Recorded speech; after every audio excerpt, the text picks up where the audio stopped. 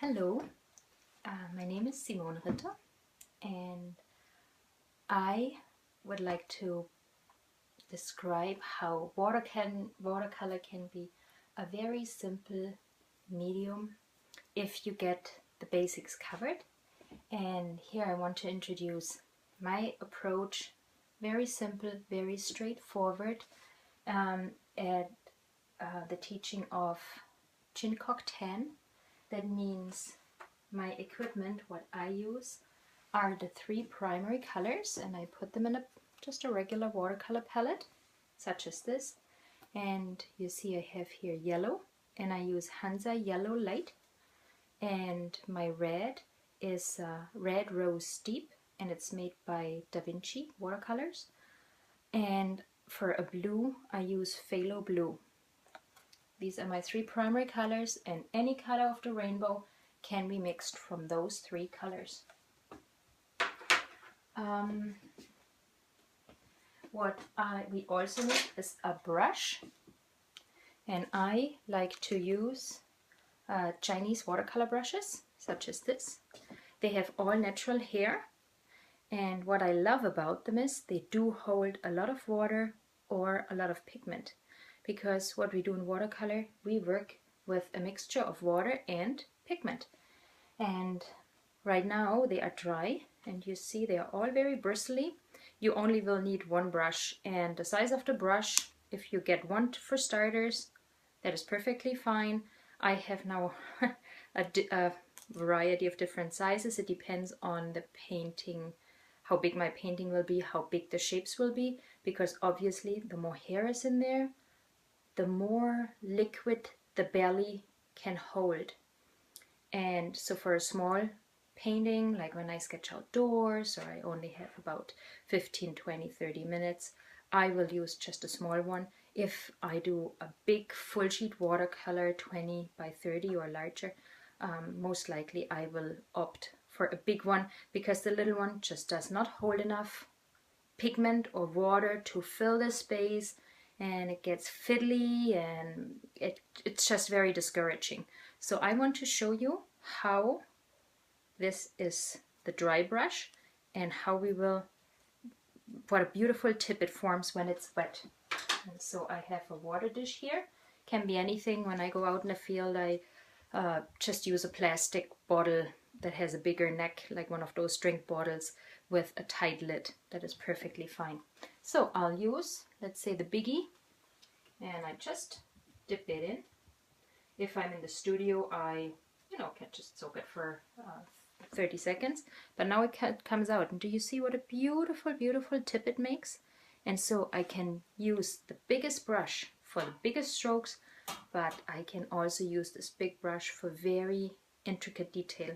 So I do not need a whole lot of selection of brushes. One will do. Now I use a toilet paper roll. Actually, I have to just adjust my screen here a bit. It's the first time I'm doing this. So here we go. That's my studio.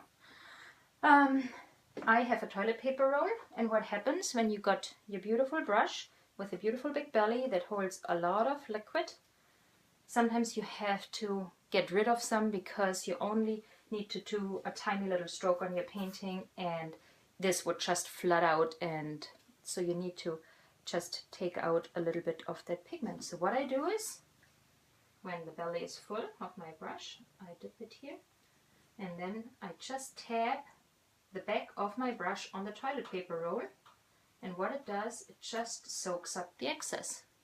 So I have just a small amount of pigment and water, and then I can just go onto my painting and paint a small detail without smudging or big blurb coming out. Now what I also have, I have something where I have my paper actually, and I like to use the best quality material that I can afford. And so right from the get-go, I started painting with 100% cotton watercolor paper, and 140 pounds usually works great for me. There are artists, they opt for the 300 gram paper, which is way more expensive, Of course, it's a beautiful paper. For me, where I don't do massive washes and scrubbing and working things, 140 is perfectly fine.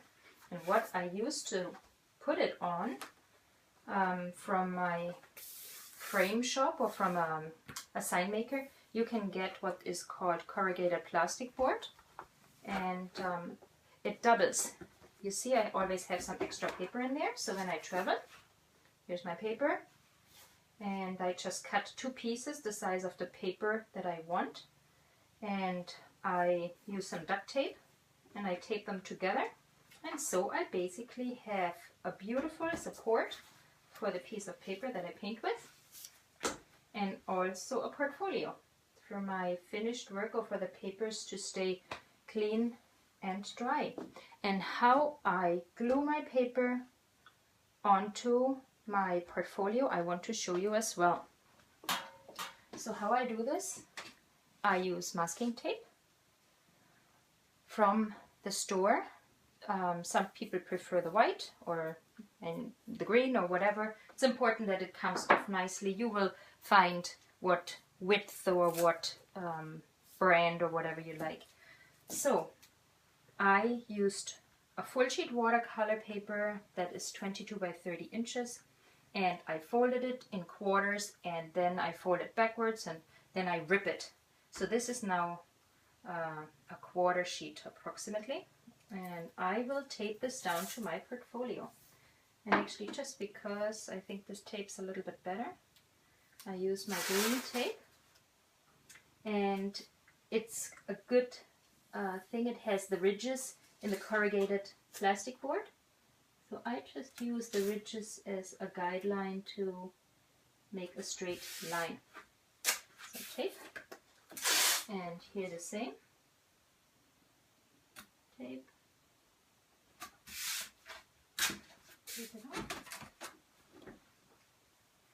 And take your time for this. It is important to, I like to have a clean right angles here and not crooked. When I took my first watercolor lesson ever, the teacher looked at me and said, "Oh, there's another one who doesn't care."